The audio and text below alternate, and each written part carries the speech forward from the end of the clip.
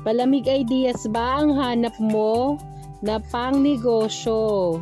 Tara, umpisa na natin.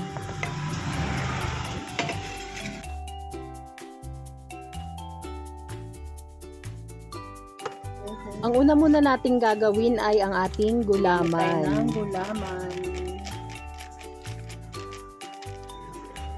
So, ito yung brand. Tunawin muna natin. Ilalagay tayo ng 4 cups. Kapag 4 cups lang po yung ginamit natin, mas chewy po yung ating gulaman. Pwede po bang maglambing? Paki-comment naman po kung saan ang inyong location para malaman ko po kung saan umaabot ang ating mga videos. Maraming salamat! Nung natunaw na po, maaari na natin itong isalang sa medium heat. So yan, minix lang natin para po mawala yung buo-buo kung meron man. Tapos kapag kumukulo na, pwede na natin tong isalin So yan, sa ating food tray.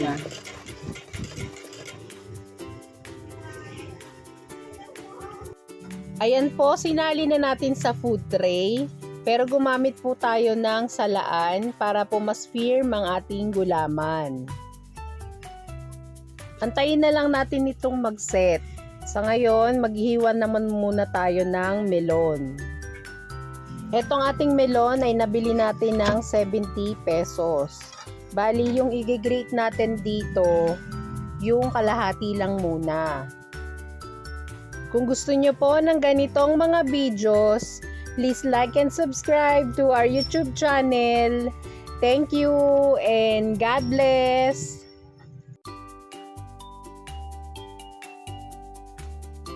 Kapag matigas na ang ating gulaman, maaari na natin itong i-slice into cubes.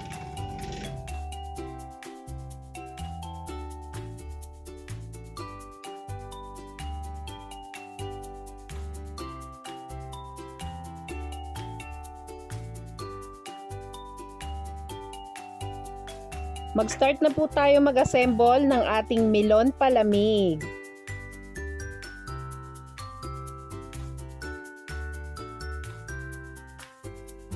Ayan po, ilalagay na natin ang ating gulaman na hiniwa.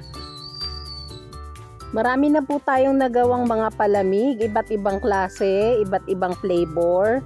Paki-check na lang po sa description box. Maraming salamat!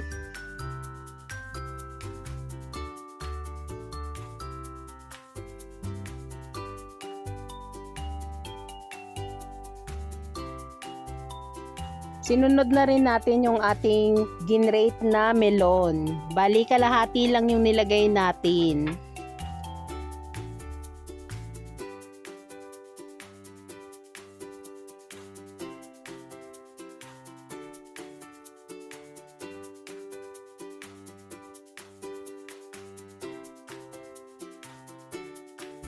Gagamit po tayo ng Tasty Palamig, flavored melon.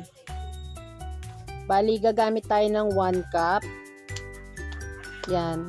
Tapos, tutunawin natin to sa water. At para po may idea kayo, ang bentahan ko po nito ay 10 pesos. Tapos, maglalagay na rin tayo ng 2 yelo. Bali, kinrak ko na rin ito para mas madaling haluin po ang ating palamig.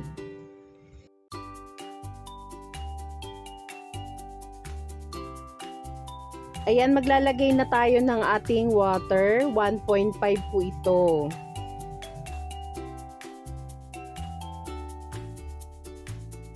And then, imimix lang natin ito at ready na ang ating melon palamig. Sana po ay may nakuha kayong idea sa bidyong ito. Please like and subscribe to our YouTube channel. Thank you and God bless!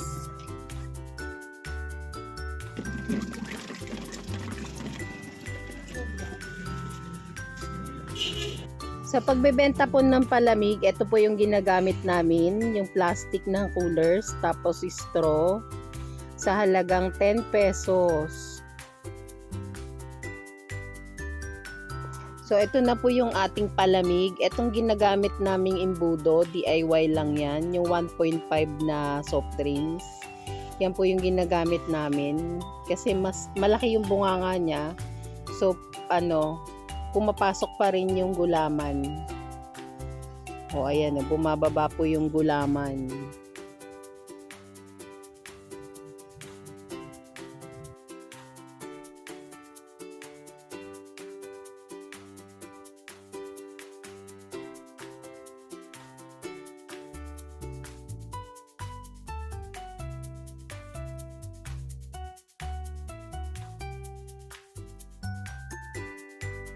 Thank you for watching. Please like and subscribe for more videos.